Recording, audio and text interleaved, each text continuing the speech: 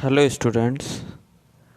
हम लोगों ने एडवांस स्पिनिंग के वेरियस टॉपिक्स पढ़ चुके हैं। आज हम टेक्सचराइजिंग को पढ़ने जा रहे हैं, तो सारे लोग कंसंट्रेट करेंगे और आज हम टेक्सचराइजिंग कंप्लीट करेंगे। पहला, ड्राविंग ऑफ फिलामेंट। ज फिलामेंट स्पिनिंग का सबसे मेजर प्रोसेस है ड्राइंग प्रोसेस। एक्चुअली जो फिलामेंट होता है वो डिफरेंट टाइप्स का होता है, जैसे partially oriented yarn, fully oriented yarn, medium oriented yarn. Basically जो ड्राविंग प्रोसेस है वो फुली ओरिएंटेड यार्न बनाने के लिए की जाती है।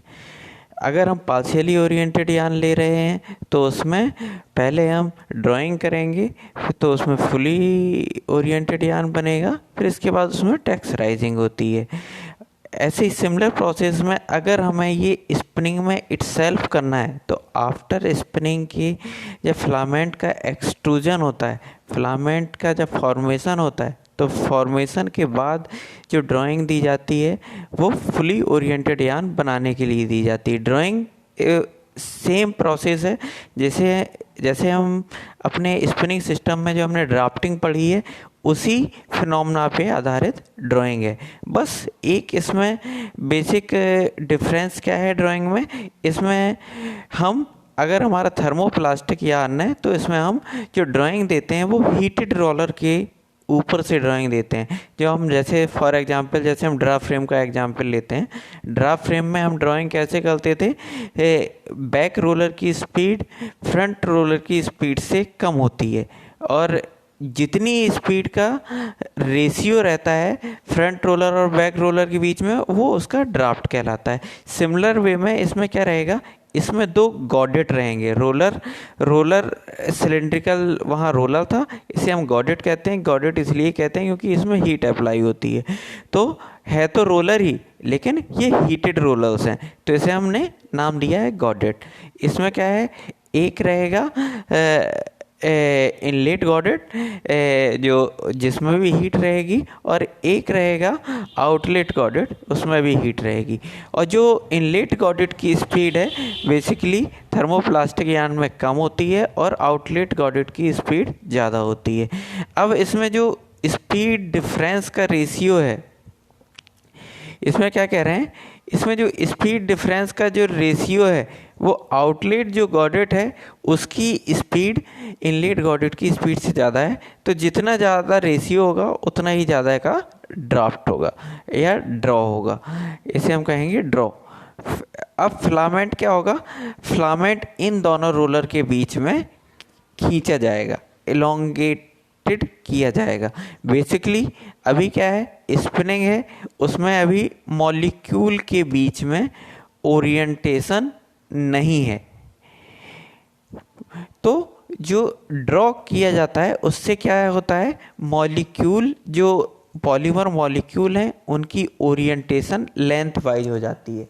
तो जो लेंथ वाइज ओरिएंटेशन होती है उससे क्या होता है, उससे क्रिस्टलाइनिटी इम्प्रूव होती है। क्रिस्टलाइनिटी इम्प्रूव होने के साथ साथ अगर हम इसमें फोर्स लगाएंगे लेंथ वाइज फिलामेंट में, तो ये मॉलिक्यूल लेंथ वाइज इसमें स्ट्रेंथ में कंट्रीब्यूट करने लगेंगे, जिससे फिलामेंट की स्ट्रेंथ इंक्रीज हो जाएगी।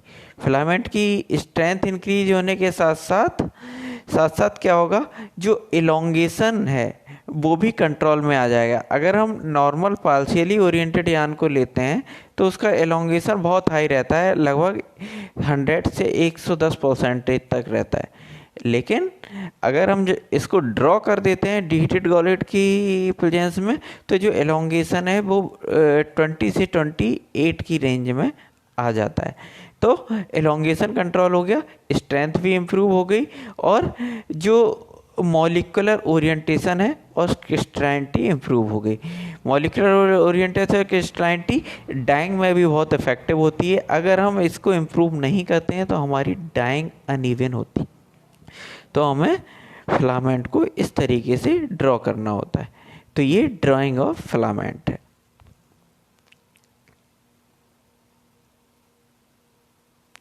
अब हम आते हैं हमने जैसे बताया कि ड्राइंग प्रोसेस अगर हम सिंगल प्रोसेस में कर रहे हैं, फॉर एग्जांपल जैसे हमने स्पिनिंग के बाद सीधी डायरेक्ट ड्राइंग कर दी, जैसे हमने पिछले डायग्राम में देखा, स्पिनिंग के बाद डायरेक्ट हमने 2 गॉर्डेट लगा दिए थे और इसमें ड्राइंग प्रोसेस हो गई थी जिससे फुली ओरिएंटेड यार्न बन गया था। अब दूसरा केस क्या है, अगर हमें ड्राइंग इस तरीके से करनी है कि हमें पहले पार्शियली ओरिएंटेड यार्न बनाना है, फिर इसके बाद हमें टेक्सचराइजिंग करनी है, तो ये 2 स्टेप प्रोसेस में होती है ड्राइंग। इसमें क्या होगा, पहला स्टेप होगा ड्राइंग प्रोसेस। इसमें क्या है, जब हम POY के पैकेज जो स्पिनिंग के दौरान हमें प्राप्त हुए उन्हें हम बेसिकली टेक्सचराइजिंग मशीन पे ही लगा देते हैं। तो पहले क्या होता है, उसमें पहले ड्राइंग होती है, उससे क्या होता है फुली ओरिएंटेड यार्न बनता है ड्राइंग में, और वही fully oriented yarn finally texturising process में चला जाता है। जैसे इसमें लिखा है drawing process can be done in the single process, 2 step fully oriented yarn directly after spinning, और 2 स्टेप्स। इन 2 स्टेप प्रोसेस में क्या होता है कि जो पार्शियली ओरिएंटेड यार्न है वो ड्राइंग प्रोसेस में जाता है जिससे फुली ओरिएंटेड यार्न बनता है, फिर इसके बाद उसकी टेक्सचराइजिंग कर दी जाती है। अब टेक्सचराइजिंग क्या है, अब हम टेक्सचराइजिंग को समझेंगे। टेक्सचराइजिंग क्या है, टेक्सचराइजिंग एक ऐसा ट्रीटमेंट है जिसमें फिलामेंट डिस्टॉर्टेड ऑर्डर में आ जाते हैं और लूप या कॉयल या कर्ल या क्रिम्प बना के, लेंथ वाइज क्रिम्प बना के उनकी बल्कीनेस इंक्रीज हो जाती है, और उनमें उनका जब बल्कीनेस इंक्रीज होगी तो एयर बल्क का मतलब जैसे हमने पहले भी बताया था, बल्क जहाँ इंक्रीज होता है, जैसे नॉर्मली हम फॉर एग्जांपल ले लेते हैं, रजाई का एग्जांपल ले लेते हैं। इसमें जो जब हम इसको बीटिंग करते हैं कॉटन की, तो उसमें क्या है, ये ओपन हो जाती है। ओपन हो जाने के बाद क्या है, एयर का एंट्रैपमेंट इसमें ज़्यादा शुरू हो जाता है, तो इसे हम क्या कहते हैं, बल्कीनेस ऑफ कॉटन। सिमिलरली जब इसमें लूप और कॉयल और क्रिम्प होगा, फिलामेंट के बीच में क्रिस क्रॉस फिलामेंट हो जाएंगे, तो उससे क्या होगा, इसका बल्कीनेस इंक्रीज हो जाएगी जिससे एयर एंट्रैपमेंट बढ़ जाएगा। एयर एंट्रैपमेंट बढ़ जाएगा तो इसकी पोरोसिटी बढ़ जाएगी, मतलब पोरोसिटी का मतलब जितनी ज़्यादा वॉल्यूम में एयर कलेक्ट हो सकती है उसे हम पोरोसिटी कहते हैं, तो पोरोसिटी भी बढ़ जाएगी। अब सॉफ्टनेस कैसे बढ़ेगी, अब इसमें बल्क इंक्रीज हो गया है। जैसे रजाई है, रजाई में अगर अपनी कॉटन है वो अगर हमारी बाइंड स्टेज में है तो उतनी सॉफ्टनेस नहीं होती जितनी हम अगर रजाई को धुन देते हैं, कॉटन को धुन देते हैं, उसके बाद बनने के बाद होती है, तो वो सॉफ्टर भी हो जाती है।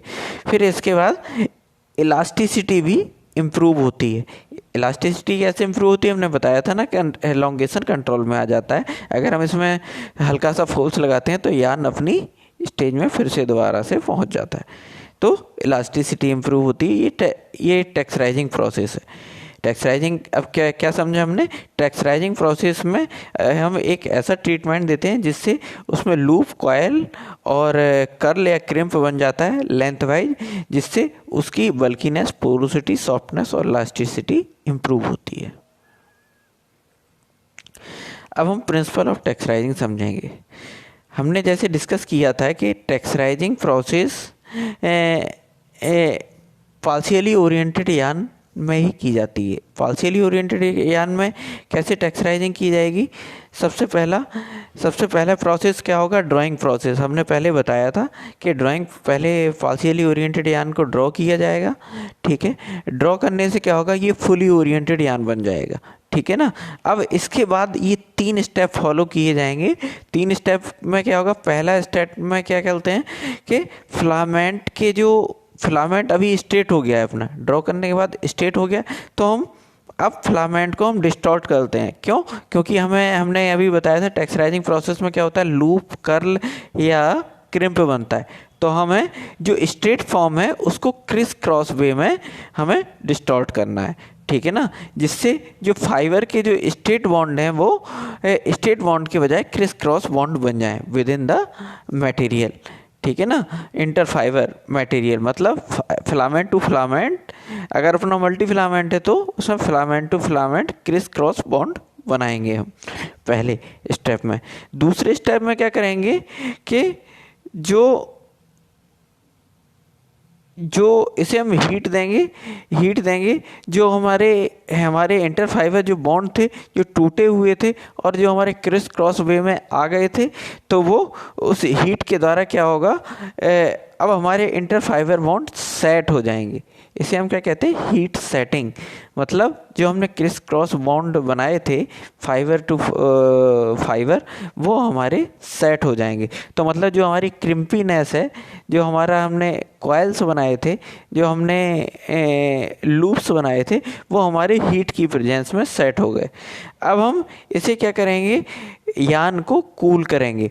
तो ये क्या है, कूलिंग के बाद यान क्या होगा, परमानेंटली सेट हो जाएगा। मतलब अभी हीटिंग में क्या हुआ था, अभी तो हमने नए बॉन्ड बनाए थे, जो टूटे हुए थे नए बॉन्ड बनाती हीटिंग नए बॉन्ड जो बनते हैं वो सेट करती है। इसके बाद क्या होता है, कूलिंग प्रोसेस में ये बॉन्ड फर्दर सेट हो जाते हैं और परमानेंटली फिक्स हो जाते हैं। तो ये लास्ट स्टेप प्रोसेस है टेक्सचराइजिंग का। ठीक है, अब हम चलते हैं टाइप ऑफ, अब एडवांटेज ऑफ टेक्सचराइज यान पे चलते हैं कि एडवांटेज क्या क्या मिलते हैं हमें टेक्सचराइज यान के।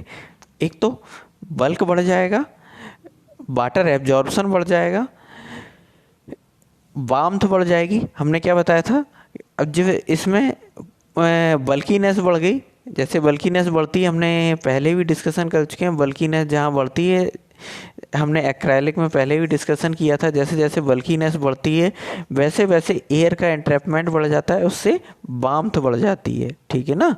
और वाटर एब्जॉर्प्शन कैसे बढ़ेगा, क्योंकि इसमें बल्कीनेस है, पोरोसिटी है, तो पानी कैपिलरी के माध्यम से अंदर एंट्रैप हो जाएगा। ठीक है ना। बल्क बढ़ गया, वाटर एब्जॉर्प्शन बढ़ गया, वार्मथ बढ़ गई। अब गुड ड्रेपिंग कैपेसिटी, ड्रेप की कैपेसिटी बढ़ जाती है। फैब्रिक की प्रॉपर्टी देखें तो ड्रेपिंग की कैपेसिटी बढ़ जाती है। एयर परमेबिलिटी बढ़ जाती है। क्यों? क्योंकि एयर परमेबिलिटी, एक जगह से एयर दूसरे जगह पे ट्रांसफ़र होने को हम एयर परमेबिलिटी कहते हैं। अब ये जो मटेरियल है वो पोरस हो गया, तो इसकी एयर परमेबिलिटी बढ़ जाएगी, क्योंकि इसमें एयर के ब्लॉक्स ज़्यादा हैं, मतलब ज़्यादा पोरस मटेरियल है, इस वजह से एयर एक जगह से दूसरी जगह पास होने में आसानी होगी। तो अब क्या है, बेटर डायमेंशनल स्टेबिलिटी। अब इसमें जो फैब्रिक बनते हैं उनकी डायमेंशनल स्टेबिलिटी भी अच्छी होती है, क्योंकि इसका एलोंगेशन कंट्रोल में है। हायर कवरिंग पावर, जब ड्रेप बढ़ेगा तो कवरिंग पावर भी बढ़ेगी। और हायर हाइजेनिक कैरेक्टरिस्टिक्स मीन्स अपना, जब एयर परमेबिलिटी बढ़ जाती है तो एयर परमेबिलिटी के कारण कंफर्ट एस्पेक्ट्स भी बढ़ जाते हैं, जिससे अपना हाइजेनिक कैरेक्टरिस्टिक्स जो फैब्रिक बनेंगे वो बढ़ जाएंगे। अब जो हैंड एंड फैब्रिक अपीयरेंस भी अच्छा हो जाता है। क्यों? क्योंकि जब सॉफ्टनेस बढ़ गई फैब्रिक में, तो अगर हम उसे फील करेंगे तो हमें फैब्रिक बड़ा सॉफ्ट और अच्छा लगेगा।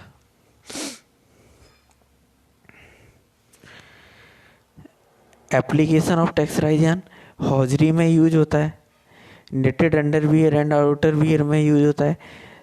जो जहाँ safe retaining knitted garments man women के यूज होते हैं वहाँ यूज होता है। वुमेन सूट में यूज होता है। ओवर कोट्स बना सकते हैं। आर्टिफिशियल फर, जिसे हम कहते हैं आर्टिफिशियल लेदर, उसमें टेक्सचराइज यान बनाने में यूज होता है। कारपेट में यूज होता है। ब्लैंकेट्स में यूज कर सकते हैं। ड्रेपरी में यूज कर सकते हैं। अपहोल्जरी फैब्रिक्स में यूज हो सकता है। होम टेक्सटाइल एप्लीकेशन में यूज हो सकता है। स्विंग थ्रेड बनाने में, स्टिचिंग में यूज हो सकता है। एम्ब्रॉयडरी थ्रेड में, कढ़ाई बुनाई में यूज कर सकते हैं। सीट कवर, जो आजकल की मॉडर्न गाड़ियों के सीट कवर बन रहे हैं वो सारे टेक्सचराइज यान के बन रहे हैं। डेकोरेटिव एप्लीकेशन में भी यूज हो सकता है, लेसेस वगैरह बनाने के लिए। अब methods of texturising, methods of texturising में क्या है, डिफरेंट टाइप के मेथड्स हैं। करेंट स्टेज में जो मेजर मेथड्स यूज किए जा रहे हैं वो हैं false twist coiling method, false twist texturising कहते हैं इसे हम, ड्रा ट्विस्ट टेक्सचराइजिंग भी कहते हैं, ड्रा टेक्सचराइजिंग जिसे बोलते हैं। स्टफर बॉक्स क्रिम्पिंग मेथड, दूसरा स्टफर बॉक्स क्रिम्पिंग मेथड है। तीसरा है एयर जेट टेक्सचरिंग मेथड, चौथा है निट दे निट क्रिंकिंग मेथड, चौथा है गियर क्रिम्पिंग मेथड, सॉरी पांचवा है गियर क्रिम्पिंग मेथड। अब इसमें हम मेथड की अगर हम बात करें तो इसमें जो ऊपर के 3 मेथड्स हैं जो मेजरली इंडस्ट्री में यूज हो रहे हैं, बाद वाले 2 मेथड बहुत कम यूज होते हैं। ठीक है, तो हमारे जो सिलेबस में है वो ऊपर वाले ही 3 मेथड सिलेबस में भी दिए गए हैं, तो हम इन 3 मेथड को ही हम डिस्कस करेंगे आगे टेक्सचराइजिंग प्रोसेस में।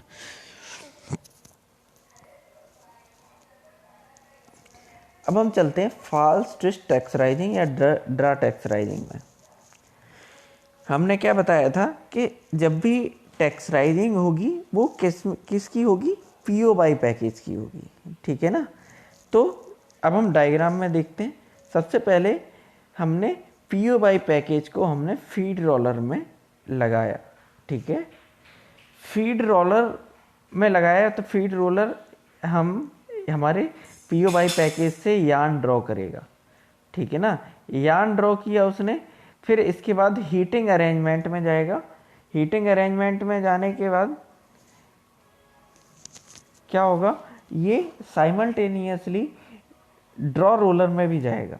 तो जो फीड रोलर है और जो ड्रॉ रोलर है सी, इन दोनों के बीच में फिलामेंट की ड्राइंग होगी। तो इससे क्या होगा, जो पार्शियली ओरिएंटेड यार्न है ड्राइंग के पश्चात फुली ओरिएंटेड यार्न में कन्वर्ट हो जाएगा। अब हमने क्या बताया कि जो सी और ए के बीच में ड्राइंग प्रोसेस है जिससे फुली ओरिएंटेड यार्न बन रहा है। ठीक है ना, और उसी बीच में इसमें एक डिवाइस है जिसे कहते हैं फॉल्स ट्विस्टिंग डिवाइस, ये बी डिवाइस है। हमने क्या कहा था, अब अपना हमारे जो फ्लैट यार्न है, जो फुली ओरिएंटेड यार्न बन गया है ए और डी के बीच में, उसके बीच में हमने क्या लगाया हुआ है, फॉल्स ट्विस्टिंग असेंबली बी। यह क्या है, एक डिस्क टाइप की असेंबली है। हमने पीछे फॉल्स ट्विस्टिंग के द्वारा एक हमने स्पिनिंग प्रोसेस पढ़ी थी, आपको याद हो, हमने एयर जेट स्पिनिंग पढ़ी थी। इसमें क्या रहता था कि हम फीड में और डिलीवरी के बीच में, फीड और डिलीवरी के बीच में हम डिस्क लेते थे या कुछ लेते थे, एक असेंबली लेते थे जो हमारी रोटेटिंग असेंबली होती थी। वो क्या करती थी, रोटेटिंग असेंबली हमारी क्या करती थी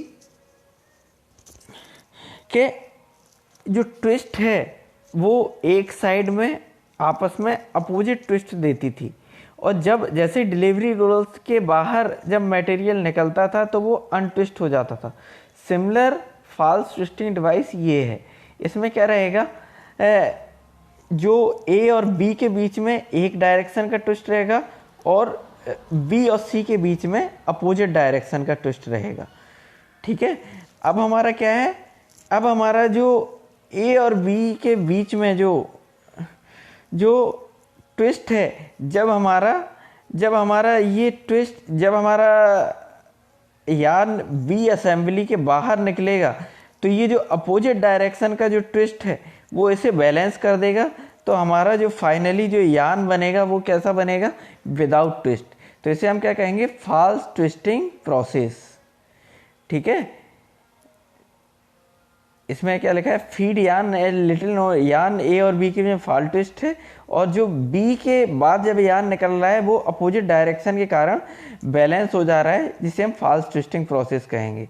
अब हमने क्या किया है, हमारी जो प्रोसेस ए और बी के बीच में है क्या है, हमने हीटर लगाए हुए थे। ठीक है ना, हमने हीटिंग जोन दिया हुआ था। हीटिंग जोन क्या करता है, जो अब हमारे जो हमने यार्न में ट्विस्ट डाला था, यार्न में जो हमने ट्विस्ट डाला था वो ट्विस्ट तो हमारा क्या हो गया, आगे जाके अनट्विस्ट हो गया, लेकिन जो ट्विस्ट के कारण जो लूप बने थे ऊपर ए बी पार्ट में, ए बी पार्ट में हमारे जो ट्विस्ट के कारण लूप बने थे, ट्विस्ट क्या होता है, जब हम यार्न को मोड़ते हैं तो लूप बनता है। तो जो लूप है वो हीट की प्रेजेंस में क्या होंगे, वो लूप हीट की प्रेजेंस में सेट हो जाएंगे। तो मतलब अपना जो स्ट्रेट यार्न की बजाय हेलिकल यार्न सेट हो गया। जो हेलिकल यार्न सेट हो गया, अब जो हेलिकल यार्न क्या है, वो सेट हो जाने के बाद आगे बल्कीनेस फॉर्म में ही रहेगा। ठीक है ना, अब ये वाला जो है यान कैसा जाएगा, अब बी असेंबली से निकलने के बाद अनट्विस्ट हो गया, लेकिन जो लूप्स हैं वो सेट हैं, वही लूप्स आगे सेट फॉर्म में डिलीवरी रोलर्स के द्वारा आगे डिलीवर किए जाते हैं। इसमें क्या है, दो चीज़ें हैं सी और डी। सी हमने क्या बताया था, एक ड्राफ्टिंग रोलर है, ऑल्दो इस डायग्राम में रोलर फॉर्म में नहीं बना है। सी एक ड्राफ्टिंग रोलर है। सी और डी के बीच में हीट हम देते हैं। ये हीट क्या करती है, जो हमने लूप बनाए हैं इन्हें फर्दर और अच्छे तरीके से सेट कर देती है, और इसके साथ साथ मॉलिक्यूलर ओरिएंटेशन को भी सेट कर देती है। तो हीट कहाँ है, दो जगह है, ए और बी के बीच में, सी रोलर और डी रोलर के बीच में, ठीक है ना। तो ट्विन हीटिंग सिस्टम है ये। इसके बाद डी डिलीवरी रोलर के बाद ये टेक्सचर यार्न जो आउटपुट में जाता है, उसके बाद के जो आउटपुट वाला यार्न है वो ड्रा बाइंडर पे बाइंड हो जाएगा, ठीक है ना। बाइंडर पे बाइंड हो जाने के बाद पैकेज फॉर्म में आ जाएगा, ठीक है, और हमारा ये पैकेज फाइनली डिलीवर्ड हो जाएंगे। तो हमारा टेक्सचराइज यार्न बाइंड होके पैकेज फॉर्म में डिलीवर हो गया। ये हमारी मेजर ड्रा टेक्सचराइजिंग प्रोसेस है, ठीक है ना। अब हमारा जो बी है हमने क्या बताया था, ये डिस्क असेंबली है, ठीक है ना। तो डिस्क असेंबली क्या करती है, ये घूम के ट्विस्ट दे रही है। अब हमें फॉर एग्जांपल अगर हमें बल्कीनेस बढ़ानी है, ठीक है ना, तो डिस्क असेंबली क्या करती है, डिस्क असेंबली क्या कर रही है, घूम के हमें ट्विस्ट देके लूप बना रही है। तो ये जो लूप हैं, जितने ज़्यादा लूप होंगे उतना ही ज़्यादा उसमें बल्क आएगा, ठीक है ना। अगर हमें बल्क बढ़ाना है तो हमें बी के आरपीएम बढ़ाने पड़ेंगे। तो बी के आरपीएम हमारे कैसे, बी के आरपीएम जब हमारे बढ़ जाएंगे और हमारी डिलीवरी स्पीड कांस्टेंट है, तो पर यूनिट लेंथ में हमारे ट्विस्ट या नंबर ऑफ लूप बढ़ गए, ठीक है ना। जब लूप बढ़ गए तो बल्कीनेस भी बढ़ गई। तो अब हमारा जो रेशियो है बी की स्पीड का रेशियो और डिलीवरी स्पीड का रेशियो, उसे हम क्या कहते हैं, डी रेशियो। मतलब जो डिस्क है, डी बाई का मतलब जो डिस्क बी डिस्क है, डिस्क की स्पीड डिवाइड बाई यान की स्पीड का रेशियो, डी बाई रेशियो। ये जितना ज़्यादा होगा उतना ही ज़्यादा बल्कीनेस होगी। अब इसमें एक पॉइंट और है टेक्सचराइजिंग प्रोसेस में, अब हम एक लिमिट के बाद डी बाई रेशियो नहीं बढ़ा सकते। क्यों? क्योंकि जब ट्विस्ट एक लिमिट के बाद बढ़ जाता है तो वो ट्विस्ट क्या होता है, वो यान को डिस्टॉर्ट करना शुरू कर देता है, ठीक है ना। हमने क्या पढ़ा था, जैसे जैसे ट्विस्टिंग बढ़ाते हैं वैसे वैसे ट्विस्ट इंक्रीज करने के बाद क्या होता है, यान की स्ट्रेंथ बढ़ती है। एक समय ऐसा आता है कि ट्विस्ट यान की स्ट्रेंथ को डिक्रीज करने लगता है। तो डी बाई रेशियो की लिमिट है, एक लिमिट से ज़्यादा हम डी बाई रेशियो नहीं दे सकते।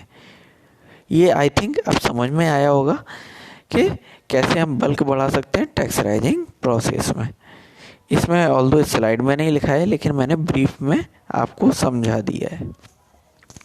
अब हम चलते हैं नेक्स्ट प्रोसेस में, स्टफर बॉक्स क्रिम्पिंग मेथड में। इसमें क्या है, सप्लाई पैकेज हमने लिया है। इसमें क्या है, जो सप्लाई पैकेज है ऑलरेडी ड्रॉन है। ऑलरेडी ड्रॉन का मतलब ड्राइंग प्रोसेस ऑलरेडी हो चुकी है। पीओवाई से हमने पहले ड्रॉ कर लिया, पीओवाई को हमने पहले ड्रॉ कर लिया। ड्रॉ करने के बाद हमने एक फुली ओरिएंटेड यार्न बनाया, जिसे हमने सप्लाई पैकेज का नाम दिया है। बॉटम पे डायग्राम में देखेंगे, बॉटम पे सप्लाई पैकेज है, ठीक है ना। फिर इसके बाद यार्न टेंशनर में जाता है, फिर सप्लाई गॉडेट में जाता है, फिर हीटेड स्टफर बॉक्स में मटेरियल जाता है। तो हीटेड स्टफर बॉक्स का क्या फंक्शन है, सप्लाई पैकेज से जो सप्लाई गॉडेट हैं इनकी डिलीवरी स्पीड जो फाइनली जो प्रिपरेशन गॉडेट्स हैं उनकी डिलीवरी स्पीड से ज़्यादा होती है।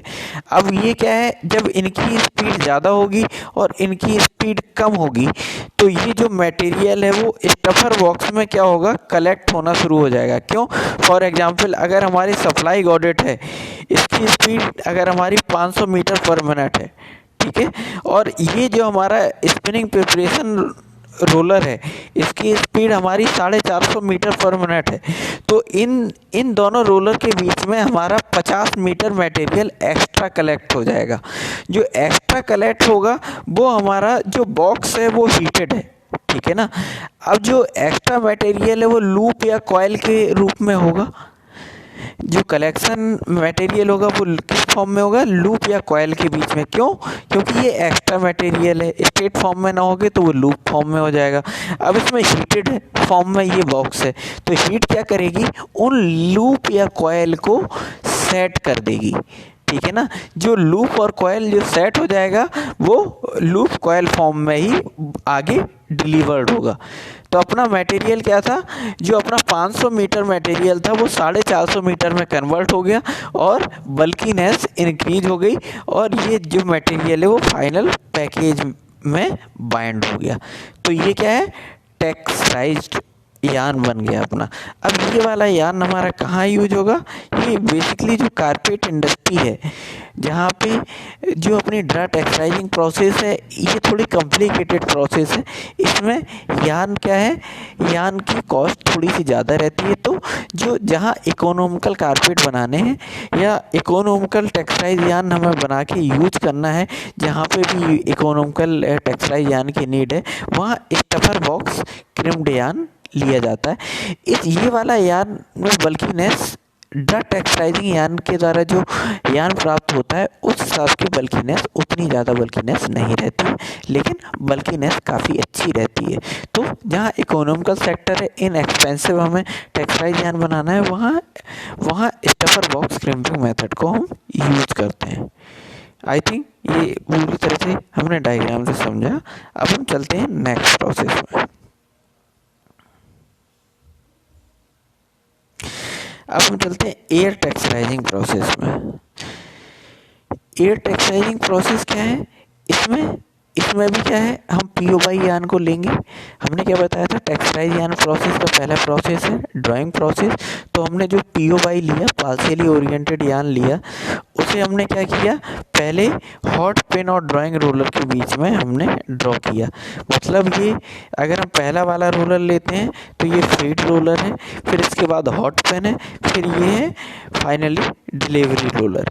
तो हमारा जो फीड रोलर और डिलीवरी रोलर के बीच में हॉट पेन है, और इन दोनों रोलर के बीच में जो फीड रोलर की स्पीड जो डिलीवरी रोलर की स्पीड से कम है, ये फीड रोलर है, ये डिलीवरी रोलर है, इसकी स्पीड से कम है। तो इन दोनों के बीच में यार्न ड्रॉ होगा, और बीच में हॉट पेन क्या है, हीट दे रहा है। तो हीट की प्रेजेंस में ड्राइंग हो रही है, तो इससे फुली ओरिएंटेड यार्न बन रहा है। अब हमारा जो फुली ओरिएंटेड यार्न बना, ये फुली ओरिएंटेड यार्न किस में जाएगा, वाटर ब्लॉक में जाएगा। वाटर क्या करता है, जो अपना पार्शियली ओरिएंटेड यार्न में जो मल्टी फिलामेंट है, कई सारे फिलामेंट हैं इन बिटवीन, उनके बीच के बॉन्ड को तोड़ देंगे। हमने वहाँ पे क्या किया था, बॉन्ड को तोड़ने के लिए क्या किया था, हमने बॉन्ड को तोड़ने के लिए फास्ट ट्विस्टिंग असेंबली की हेल्प ली थी। यहाँ पे वाटर क्या करेगा, बॉन्ड को तोड़ेगा, जो इंटर फाइबर कोहेशन है उनको तोड़ेगा। इसके बाद वाटर, अब जो वाटर है उनके बॉन्ड को तोड़ दिया। अब सबसे इसमें 85 यार्न में क्या होगा, डिलीवरी रोलर और जो फाइनल डिस्पैच रोलर है, जो फाइनल डिस्पैच रोलर कौन सा है, ये इस डिलीवरी रोलर और इस डिस्पैच रोलर के बीच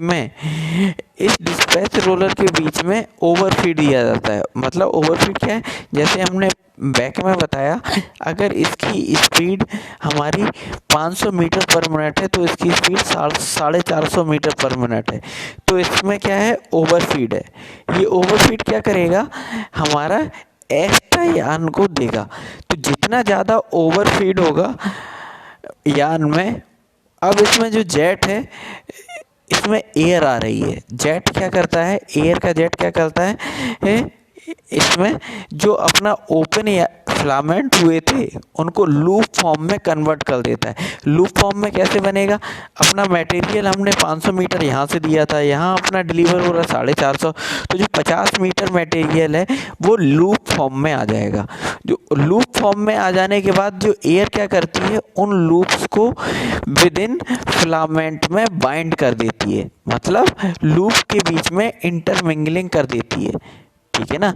जैसे हमने वहाँ पे स्पिनिंग में भी पढ़ा था ना कि एयर क्या करती है, इंटरमिंगलिंग कर देती है ड्यूरिंग स्पिनिंग प्रोसेस। ऐसे ही इसमें क्या होगा, एयर आके इंटरमिंगलिंग कर देगी फिलामेंट के बीच में। और जो इंटरमिंगलिंग किससे डिपेंड होगी, वो ओवरफीड पे डिपेंड होगी। क्यों? क्योंकि हमारा जैसे यहाँ 500 मीटर यान यहाँ से डिलीवर हुआ था, यहाँ जबकि 450 मीटर की डिलीवरी थी, तो जो 50 मीटर यान जो एक्स्ट्रा है इन बिटवीन, वो लूप फॉर्म में है। तो अगर हम ओवरफीड अगर हम बढ़ा देते हैं तो लूप की लेंथ बढ़ जाएगी। वो कैसे बढ़ेगी? अगर हमने यहाँ से 500 लिया था, यहाँ हम 400 ही डिलीवर कर रहे हैं, तो जो 100 मीटर यान है, 100 मीटर यान लूप फॉर्म में आ जाएगा, तो इसकी लूप की लंबाई बढ़ गई। तो ATY प्रोसेस में लूप की लेंथ कैसे इंक्रीज होती है, वो ओवरफीड पे डिपेंड करती है। ठीक है ना? तो जितना ज़्यादा ओवरफीड उतना ही ज़्यादा उसमें लूप लेंथ, उतनी ही ज़्यादा हैवी लूप की टेक्सटाइजिंग, उतनी ही ज़्यादा बल्कीनेस। ठीक है ना? तो अब हमारे जो लूप हैं वो एयर स्ट्रीम के द्वारा स्टेबलाइज हो गए। यहाँ पे उसने बॉन्डिंग कर दी, इंटरमिंगलिंग कर दी एयर ने। ठीक है ना? और इसमें बता रहा है कि वाटर क्यों एडप्ट कर रहा है, कि ये यान को लुब्रिकेट करता है। ठीक है ना? जिससे जेट, और एक और एडवांटेज है यान को लुब्रिकेट करने का, जिससे जेट के बीच में जो फ्रिक्शन है और लूप फॉर्मेशन, जो लूप का फॉर्मेशन है वो भी इफिशिएंट हो। वाटर का काम ये होता है। ठीक है ना? अब ये जो वाटर है, जैसे ही एयर बहुत हाई प्रेशर की जब एयर इन जेट में पड़ती है, तो ये वाटर अपने आप निकल जाता है उन फिलामेंट के बीच में से। ठीक है ना? अब जो यान है अपना डिलीवरी रोलर से होने के बाद एक जो बाइंडर है, बाइंडर पे बाइंड हो जाता है। ये टेक्सटाइल यान की बाइंडिंग हो जाती है। ठीक है? इसमें बाइंडर ऑल्दो हमने फिगर में शो नहीं किया, लेकिन बाइंडिंग प्रोसेस है इसके बाद, तो ये बाइंड होकर पैकेज फॉर्म में बाइंड हो जाता है, तो ये एयर टेक्सटाइल यान बन जाता है।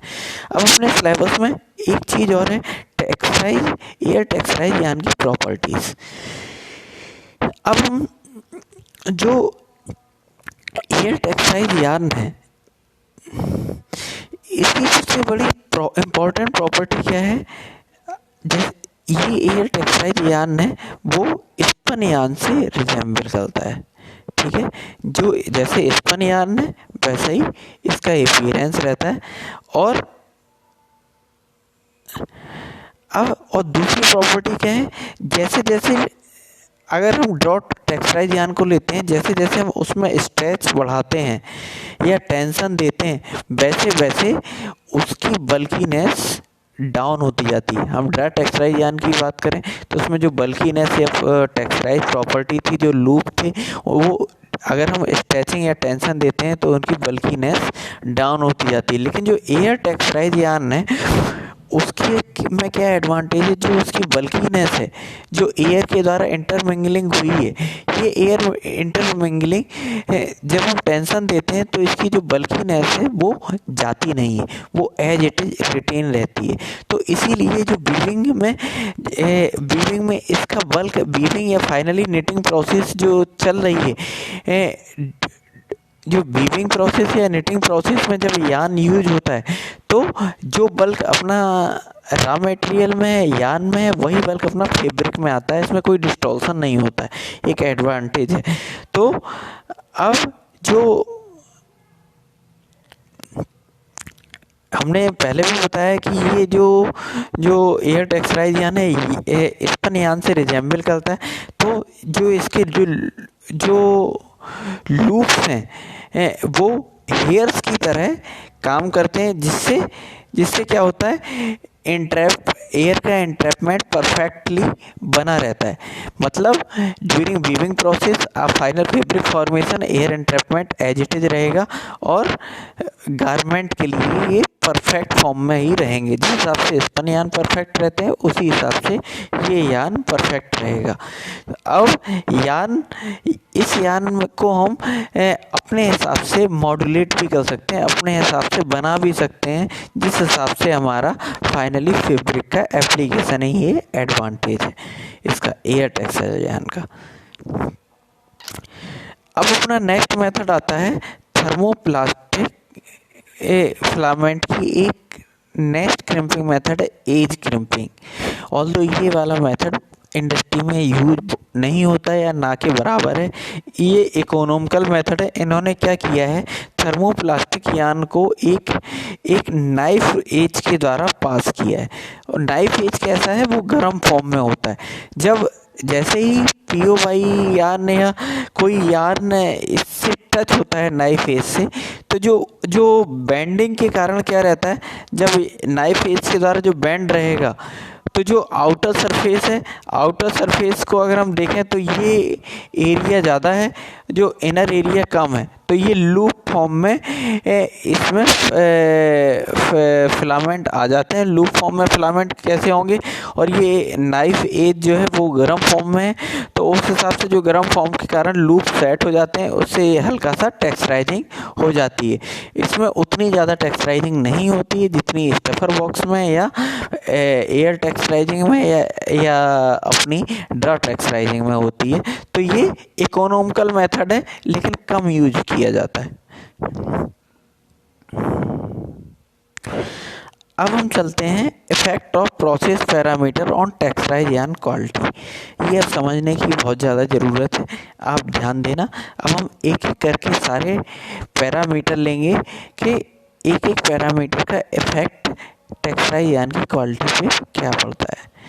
हमारा डिलीवरी स्पीड, अब अपनी डिलीवरी स्पीड जितनी ज़्यादा होगी उतना ही ज़्यादा हमारी शीट कम मिलेगी। फॉर एग्जांपल हम एक यान को डिलीवर 300 मीटर पर मिनट के हिसाब से कर रहे हैं, तो जो हीटिंग के द्वारा जो लूप सेटिंग या टेक्सटाइल में लूप सेटिंग हो रही है वो उसमें 300 मीटर पर मिनट की स्पीड से जब यान डिलीवर होगा तो हीटिंग टाइम ज़्यादा मिलेगा, और 500 मीटर पर मिनट में हीटिंग टाइम कम मिलेगा। तो जितना कम हीटिंग टाइम मिलेगा उसमें उतनी ही कम हीटिंग प्रोसेस है, उतनी ही कम सेटिंग प्रोसेस है, तो बल्क की जो रिटेंडेंट टेंडेंसी होगी उतनी ही लोअर होगी हाई स्पीड पर।